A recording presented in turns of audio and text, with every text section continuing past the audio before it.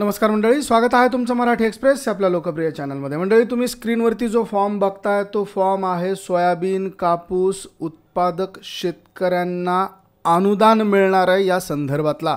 8 August रोजी हा form जारी करण्यात आलेला आहे आणि कापूस तसेच सोयाबीन उत्पादक शेतकऱ्यांना 5,000 रुपये हे 2 हेक्टरच्या मर्यादेत अनुदान देण्याची घोषणा करण्यात आलेली आहे। म्हणजे ज्यांच्याकडे 2 हेक्टर कापूस किंवा सोयाबीन लागवड आहे त्यांना 5,000 रुपये अनुदान हे सरकारकडून येत आहे।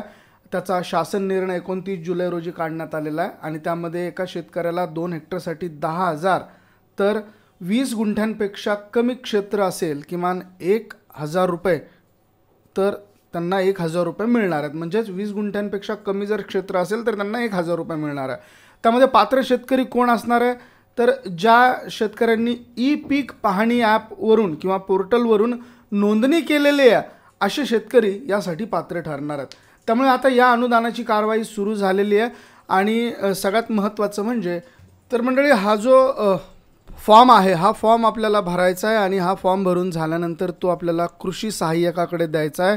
याच्यामध्ये सही ही खोटी सही नसली पाहिजे। खोटी सही जर असेल तर त्यावर कारवाई देखील करण्यात येणार आहे। तर काय आहे या फॉर्ममध्ये ते देखील एकदा तुम्हाला वाचून सांगतो आहोत। 2023च्या खरीप हंगामातील कापूस सोयाबीन उत्पादक शेतकऱ्यांना अर्थसहाय्य देण्याच्या संदर्भात कृषी आणि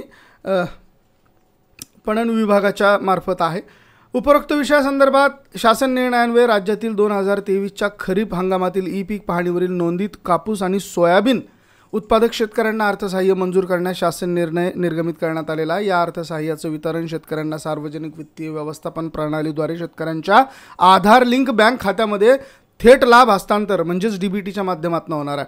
त्या अनुषंगाने अनुज्ञेय अर्थसहाय्य शेतकऱ्यांना पैसे हे मिळणार आहेत। आधार संबंधित माहितीचा वापर करण्याचा त्यांच्याकडून घेण्यात येणाऱ्या संमतीपत्राचा नमुना हा समोर ठेवण्यात आलेला आहे। ना हरकत पत्र देखील आपल्याला द्यायचं आहे। ना हरकत सामायिक खातेदार जर तुम्ही असाल तर तुम्हाला ना हरकत प्रमाणपत्र द्यायचं आहे। तर अशा पद्धतीचं हे ना हरकत प्रमाणपत्र ई पीक पाहणी पोर्टलवर नोंद झालेले कापूस उत्पादक सोयाबीन उत्पादक शेतकऱ्यांना अर्थसहाय्य देण्याचा निर्णय शासनाने हा घेतलेला आहे आणि त्यामध्ये तुमचा जिल्हा तालुका गाव आणि तुमचं जर का संयुक्त सामायिक खातेदार तुम्ही जर असाल तर त्याचा नंबर हिस्सेदार या सगळ्या गोष्टींची माहिती तुम्हाला या ठिकाणी द्यायची आहे। तुमचं नाव लिहायचं आहे, मोबाईल नंबर इंग्रजीमधने आणि खातेदाराचा मोबाईल नंबर खातेदार आधार क्रमांक सगळ्यात सुरुवातीला द्यायचा आहे। खातेदाराचा मोबाईल नंबर द्यायचा आहे आणि किती खातेदार तुम्ही आहात ते इथे लिहायचं आहे।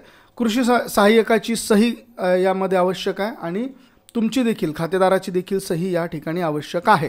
तर अशा पद्धतीचा हा फॉर्म आहे मंडळी। हा फॉर्मची लिंक आम्ही तुम्हाला या व्हिडिओच्या डिस्क्रिप्शनमध्ये देतो आहोत। तुम्हाला या ठिकाणाहून हा फॉर्म डाउनलोड करता येऊ शकतो। त्यामध्ये सगळ्यात सुरुवातीला तुमचा जिल्हा तुमचा तालुका गाव शेतकऱ्याचं संपूर्ण नाव आधार कार्डनुसार म्हणजेच आधार कार्डमध्ये जसं नाव आहे तसं नाव तुम्हाला लिहायचं आहे। पहिले नाव लिहायचं आहे, नंतर मधलं नाव लिहायचं आहे, नंतर आडनाव लिहायचं आहे। मराठीतून एकदा लिहायचं आहे, इंग्रजीमधून एकदा लिहायचं आहे। आधारचा नंबर तुम्हाला या ठिकाणी मेन्शन करायचा आहे। आधार कार्ड इंग्रजीतूनच तो नंबर लिहायचा आहे। शेतकऱ्यांचा मोबाईल नंबर या ठिकाणी मेन्शन करायचा आहे, लिहायचा आहे। दिनांक टाकायची, अर्जदाराची सही आहे।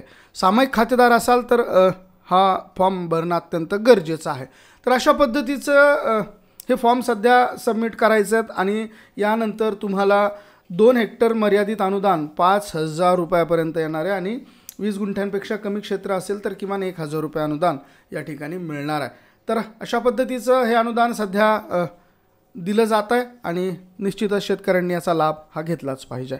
म्हणजे हा व्हिडिओ तुम्हाला कसा वाटतोय कमेंट करून सांगा। धन्यवाद।